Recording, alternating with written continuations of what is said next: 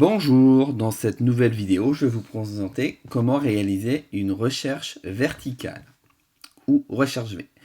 Vous disposez d'un fichier qui s'appelle base de données des fournitures. Donc là, je vous cache certaines informations que vous n'avez pas besoin pour le moment. Ce fichier est constitué d'une feuille de calcul comprenant la liste des fournitures. Donc vous avez un tableau avec une référence et un libellé.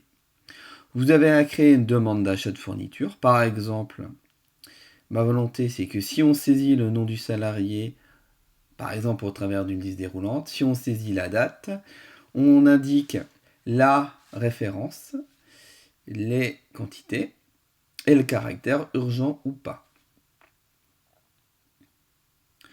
Donc, vous pouvez noter qu'ici, il y a donc plusieurs zones déroulantes. Il y en a 3. Un pour sélectionner le nom du salarié, un pour sélectionner la liste des références et un pour indiquer le caractère urgent.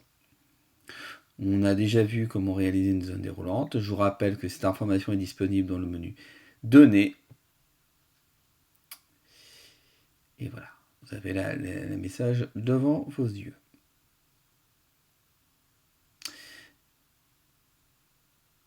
Donc, revenons à la recherche que je souhaite. Donc, vous voyez que j'ai même ici personnalisé mes zones déroulantes avec des éléments textuels. Ce que je veux, c'est que lorsqu'on sélectionne une référence, on affiche directement le libellé. Cette fonctionnalité s'appelle recherche V. Donc, vous pouvez faire appel à une fonction.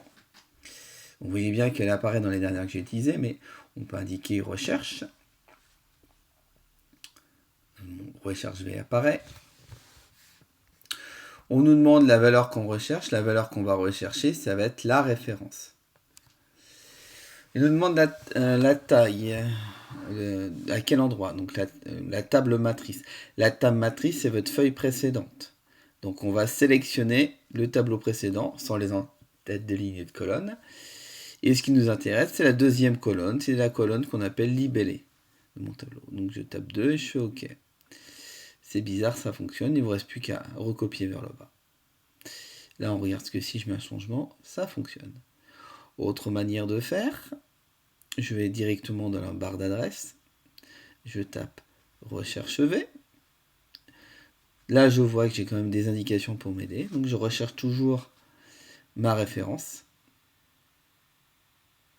Dans le même tableau.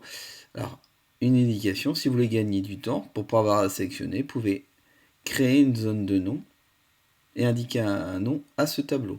Par exemple, PTD fourniture. Ça fonctionne également. Voilà. On voit que ça fonctionne parfaitement.